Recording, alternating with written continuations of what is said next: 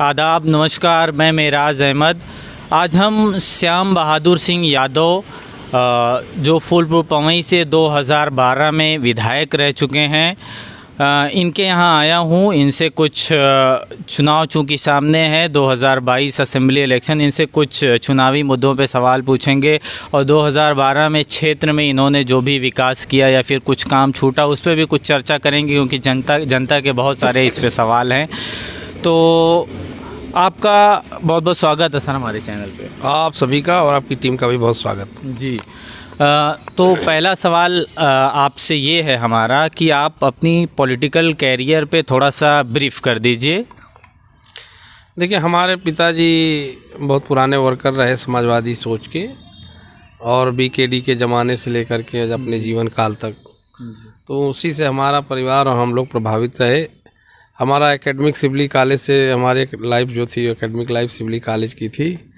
वहाँ मैं 97-8 के सेशन में छात्र संघ का अध्यक्ष चुना गया और फिर वहीं से राजनीति की तरफ चल पड़ा। समाजवादी पार्टी में काम करते करते कई पदों पर काम किया संगठन के। फिर राष्ट्रीय अध्यक्ष जी ने रियलाइज़ किया, मुझे 2012 में अवसर दिया और फूलपुर की महान जनता ने जिताने का काम किया। मैं एमएलए बना जी, सरकार बनी जी। तो आगे की राजनीति के बारे में आप जान ही रहे हैं। जी जी। यदि 2022 में आपकी विजय हुई तो क्षेत्र की जनता को क्या सौगात मिलने वाली है आपसे? 2022 में जो काम बाकी रह गए हैं जी, उन सभी कामों को पूरा कराने का और नए काम कराने का। नए काम से मेरा मुतालबा है कि यहाँ पर जो है कुछ छोटे छोटे उद्योग धंधे लगाने का, जिससे जो शहरों की तरफ हमारे लोगों का पलायन हो रहा है वो रुक सके। और कुछ काम ऐसे बाकी रह गए एकेडमिक टेक्निकल एजुकेशन का और मेडिकल एजुकेशन का। पिछली बार मैंने प्रयास किया था कि हमारे यहाँ जो वेटनरी का कॉलेज बनना था वो सरकार में, उसके लिए बहुत प्रयास मैंने किया था, लेकिन वो ज़मीन ना मिलने की वजह से नहीं हो पाया था। तो इस बार मैं प्रयास करूँगा कि वो बन जाए तो तमाम लोगों को उससे रोज़गार मिल पाएगा।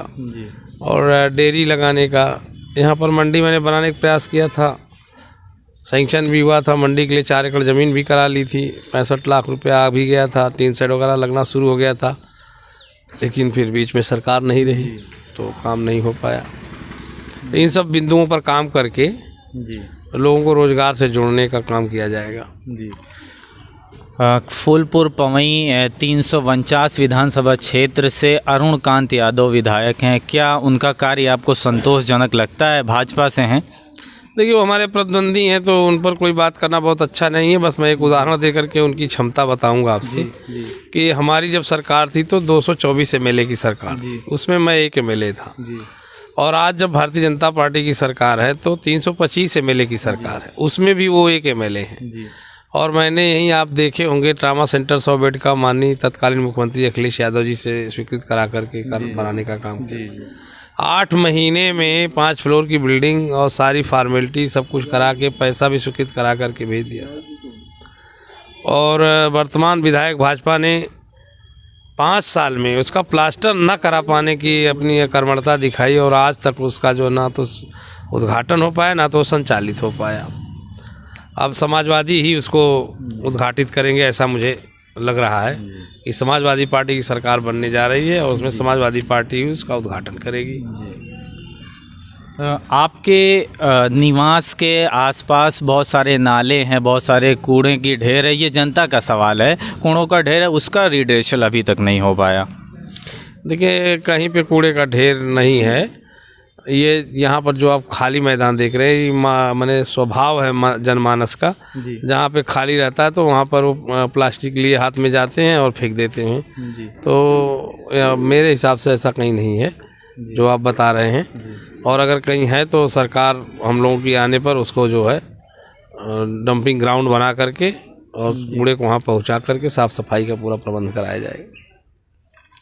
लखीमपुर खीरी में किसानों पे जो गाड़ी चलाई गई और एसआईटी की टीम ने जांच के पश्चात ये बताया कि ये दुर्घटना नहीं, ये एक हत्या है जानबूझ करके, तो इस पे आपकी क्या राय है? देखिए, सरकार भारतीय जनता पार्टी की है और भारतीय जनता पार्टी कहती है कि हम न्याय करने वाले लोग हैं, तो अगर उनकी सरकार में उनका ही तंत्र जांच करके बताया कि ये हत्या की गई है, तो उसमें हम जैसे समाजवादी कार्यकर्ताओं को कहने को कुछ बताने को बचता नहीं। बस ये कि जो SIT ने रिपोर्ट दी है उस पर सरकार कार्रवाई करे, ये हमारी डिमांड है। जी, इस्तीफा होना चाहिए। इस्तीफा तो नैतिकता के आधार पर हो जाना चाहिए, जांच के आधार पे नहीं। अजय मिश्र टेनी जी हम लोगों के साथ MLA थे, फिर 14 में MP हो गए, मतलब उनको राजनीतिक रूप से बहुत रसूख मिल गया। लेकिन सवाल ये नहीं है, ये तो नैतिकता के आधार पर इस्तीफा देने की बात है कि अगर हमारा लड़का वांछित हो गया और इस तरह की हत्या में जो देशव्यापी नहीं दुनिया के पैमाने पर शो हुई है, तो हम नैतिकता के आधार पर इस्तीफा देते हैं और जब जांच फाइनल होगी तब हम फिर देखेंगे। हमारी सरकार में एक घटनाक्रम हुआ था, तो उसमें राजा भैया ने इस्तीफा दिया गया था, उनसे सरकार ने लिया था, फिर जब वो जांच में निर्दोष पाए गए तो फिर जाकर के उनकी शपथ हुई। तो ऐसा उदाहरण को नैतिकता के आधार पर पेश करना चाहिए और मुख्यमंत्री जी को यहाँ से अपनी रिपोर्ट भेजना चाहिए और गृह मंत्री उत्तर भारत सरकार को उनसे इस्तीफा लेना चाहिए। आपका खेल बिगाड़ने के लिए उत्तर प्रदेश में असउद्दीन ओवैसी ने भी अपना ताल ठोक दिया चुनाव लड़ने के लिए, तो आपको इसमें, आप लोगों को, समाजवादियों को इसमें नुकसान होने वाला है हर विधानसभा क्षेत्र से? तो मुझे ऐसा कुछ नहीं लगता है। समाजवादी पार्टी कहीं से ये नहीं होने देगी और ना ऐसा होने वाला है। उसका उदाहरण बंगाल में आपको दिया है, इसलिए उस पर बहुत चर्चा का कोई विषय नहीं है।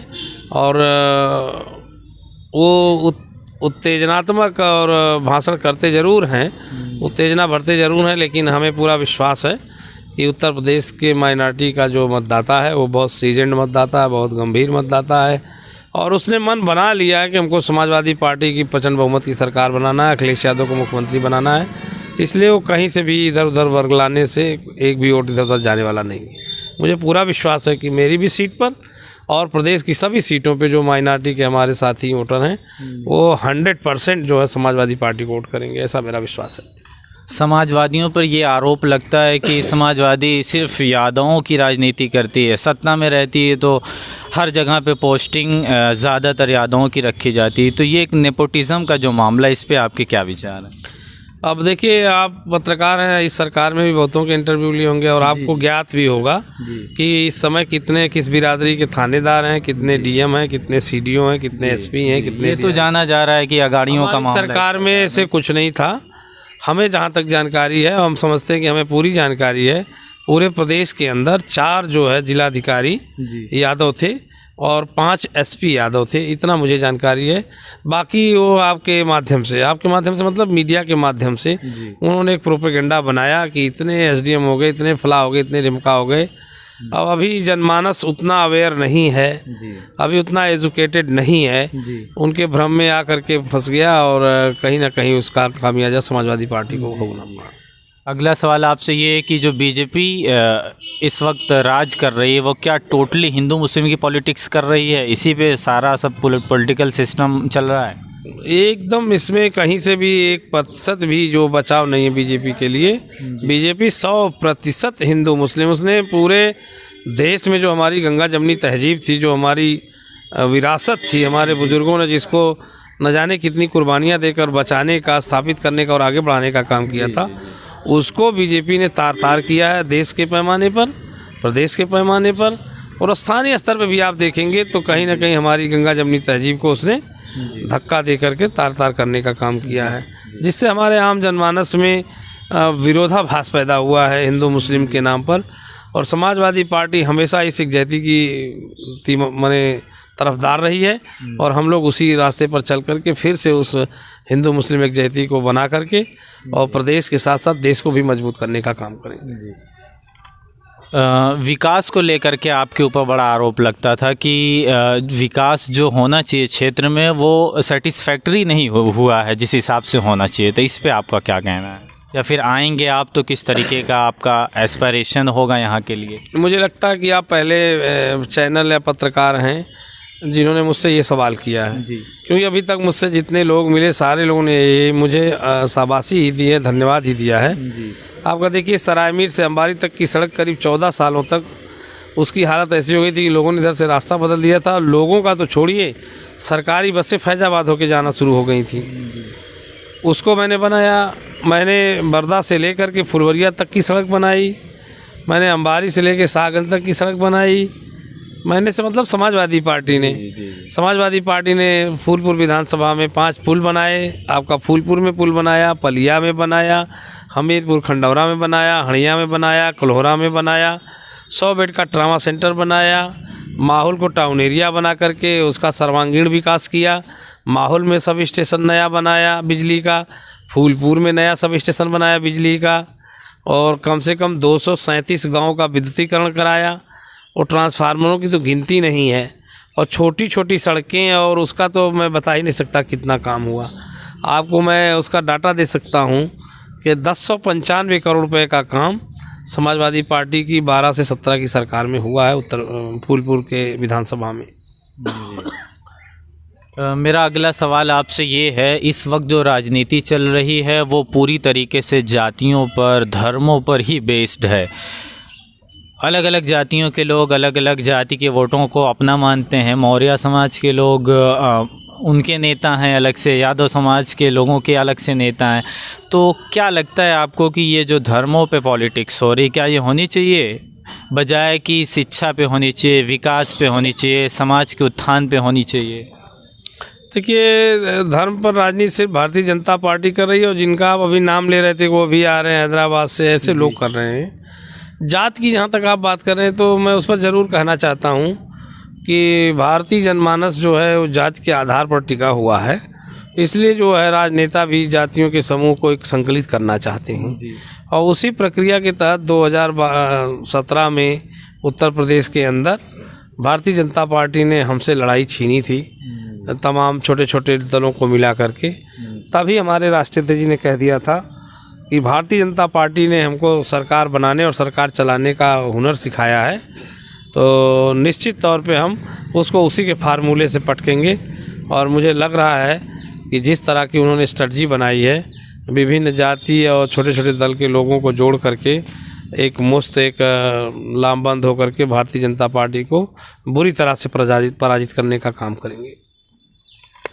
भाजपा पिछले 5 सालों में हिंदू मुस्लिम गढ़ की इतनी मजबूत हो चुकी है कि वो समाजवादी का कुछ मामला, आपको लगता है कि इस बार विजय हो जाएगी? मैं आपका एक एंटिसिपेशन जानना चाहता हूँ। देखिए, भारतीय जनता पार्टी मजबूत बिल्कुल नहीं हुई है।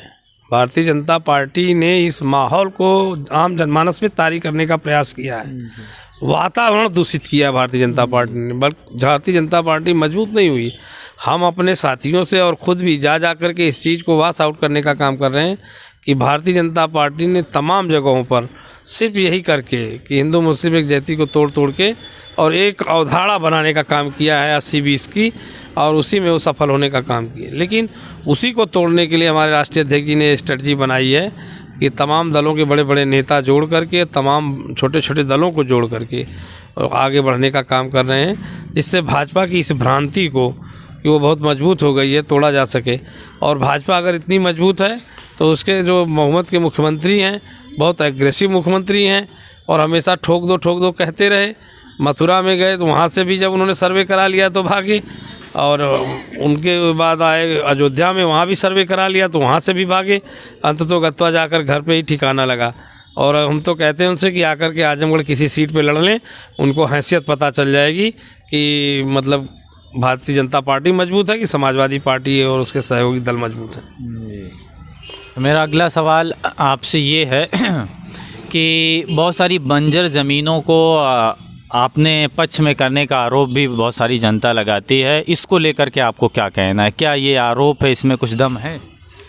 अब आप उसको कुछ बताएं तो हम बताएं। हमें तो आज तक किसी ने नहीं बताया, ना कोई हमारे पास एलिगेशन है, ना हमसे किसी ने कहा है, ना कोई लिखा पढ़ी में है। हम तो जानते भी नहीं जो आप एलिगेशन लगा रहे हैं। अब किसने आपको बताया, किसने लगाया, ये तो जब आप बता दें तो हम उसकी सफाई दें। हमें तो कोई जानकारी नहीं। मैं इंक्रिमिनेशन नहीं लगा रहा हूँ, बहुत सारे लोगों का ये कहना, मैं पर्टिकुलेट भी नहीं करना चाहता। तो इस तरीके की चीज़ें हैं, इसमें कहाँ तक दम है? मुझे ऐसी कोई जानकारी नहीं है। आप जो बता रहे हैं, अगर किसी को आप ब्रीफ करें, कहीं का कोई वाकया बताएं तो मैं बता सकता हूं उस पर। मुझे ऐसी कोई जानकारी नहीं है।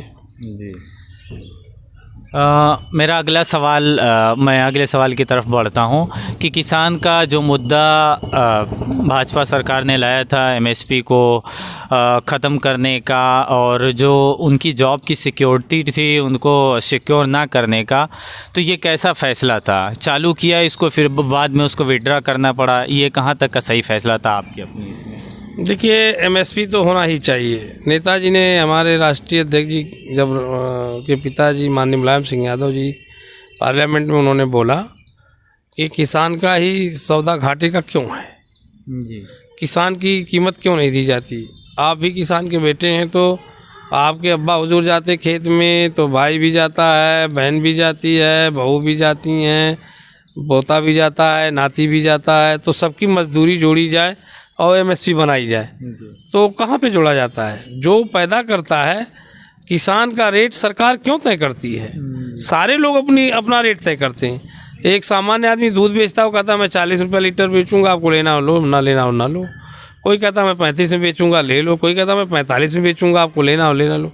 लेकिन किसान अपनी फसल के लिए मजबूर क्यों है कि सरकार उसका रेट लगाए? हम कीमत लगाते हैं, हम मेहनत करते हैं, हम पैदा करते हैं, तो हमें मालूम है कि हमारी कितनी लागत आई है, हमको उसका रेट तय करने का अधिकार दिया जाना चाहिए। और अगर सरकार करती है तो एमएसपी फिक्स करे कि हम इतने में लेंगे, चाहे वो सपा का किसान हो, चाहे वो भाजपा का किसान हो, चाहे किसी और दल का किसान हो। किसान का इतने में हम गेहूं खरीदेंगे, इतने में तिलहन खरीदेंगे, इतने में दलहन खरीदेंगे, इतने में चावल खरीदेंगे। ये चीज़ें फिक्स होना चाहिए, तो उसे पता रहे कि हम इतना पैदा करेंगे, इतनी लागत लगाएंगे तो हमें इतना मिलना है। पता लगा उसने 2000 रुपया क्विंटल गेहूँ लागत से पैदा किया और 1500 में बेच रहा है, तो उसकी मजदूरी भी जा रही है और कीमत में भी 500 पीछे जा रहा है। तो ये तो बहुत बड़ा नुकसान है किसान का। तो मेरी अवधारणा ऐसी है कि किसान को अपनी कीमत तय करने। सब्जी बेचने वाला मटर कहता है कि मैं 20 रुपये किलो बेचूंगा, मेरी मर्जी। वो पैदा करता बेचता है, लाता खरीद के बेच रहा है। किसान पैदा करता है तो उसका रेट आप लगाते हैं, मटर की दाल का, चने की दाल का रेट आप लगाते हैं, सरकार लगाती। तो ये गलत है। किसान को अपना रेट तय करने का अधिकार मिलना चाहिए, और सरकार अगर एमएसपी तय करे तो ऑल ओवर इंडिया तय करना चाहिए, जिससे कोई ब्रोकिंग ना हो कि हम फूलपुर में 1700 का बेच रहे हैं तो कोई 1800 का बेच रहा है, कोई 1500 का बेच रहा है। ऐसा ना हो, हर जगहों पे बराबर हो। हाँ, जैसे और प्रोफेशन में तय करने का मामला है खुद से, ऐसे इसमें भी होना चाहिए, आप ये कहना चाह रहे हैं? मैं यही कहना चाह रहा हूँ कि किसान जिस तरह से मेहनत करता है, जैसे उसने कितनी कीमत लगाई है, कितनी लागत लगाई है, उसे पता है, तो उसे देखे ना कि हमने कितना खाद दिया, हमने कितनी पानी दिया, हमने कितना मजदूरी इसमें कितना मेहनत की, उसकी मजदूरी कितनी बनी, तो हम अपने गेहूँ की कीमत क्या रखें, अपने चावल की कीमत क्या रखें। उसे ये अधिकार नहीं है, सरकार तय करती है। और सरकार तय करे तो थ्रू ऑफ इंडिया करे। मैं ये कहना चाहता हूँ कि कश्मीर से कन्याकुमारी तक फिक्स हो रेट, ऐसा एमएसपी बनना चाहिए। अब अलग अलग स्टेट्स में अलग अलग फसलें होती हैं, तो वो उन फसलों के लिए अलग अलग स्टेट्स को अधिकार देना चाहिए। बतौर समाजवादी पिछले 5 सालों में भाजपा के शासनकाल में कोई ऐसा काम लगा जिसको कि आपको ऐसा लगा कोई काम कि जिसको भारतीय जनता पार्टी ने सक्सेसफुली उसको एग्जीक्यूट कर दिया, ज़मीन पे उतार दिया? मेरे समझ से भारतीय जनता पार्टी कोई काम ही नहीं की 5 सालों में। उसने उत्तर प्रदेश के अंदर समाजवादी पार्टी के किए गए कामों का फीता काटा है, और देश के पैमाने पर उसने देश में विघटन ही पैदा करने का काम किया है। जैसे कश्मीर में उसने सेना लगाने का काम किया। इस तरह से जो है उनके लोग ये सीधे कह रहे हैं आज के डेट में कि हमने मंदिर बना दिया। अगर भारतीय जनता पार्टी ने मंदिर बनाया है तो सुप्रीम कोर्ट का डायरेक्शन क्या है? क्या भारतीय जनता पार्टी, मैं आपके माध्यम से सवाल करना चाहता हूँ, क्या Bharatiya Janata party supreme court को हैंडल कर रही है? क्या भारतीय जनता पार्टी के कहने पे सुप्रीम कोर्ट डिसीजन दे रहा है? क्या हाई कोर्ट और नीचे की जुडिशरी जो है वो सब भारतीय जनता पार्टी के नेताओं के कहने पे, उनकी सरकार के कहने पे काम कर रहे हैं? अगर ऐसा है तो मैं भी मानता हूं कि भारतीय जनता पार्टी ने मंदिर बनाया है। अगर Bharatiya Janata party supreme court को, हाई कोर्ट को और निचली कोर्ट को हैंडल नहीं कर रही है और अपने दबाव में नहीं ली है, तो ये सुप्रीम कोर्ट का फैसला है। इसका जो है क्या कहते हैं, इसका गुडविल जो है किसी को नहीं लेना चाहिए। हमारे देश की सुप्रीम कोर्ट सर्वोच्च स्थान पर है, उसके लिए हमारी 135 करोड़ की आबादी को मानना चाहिए। मैं भी मानता हूं और आपसे भी ये उम्मीद करता हूं कि आप भी माने।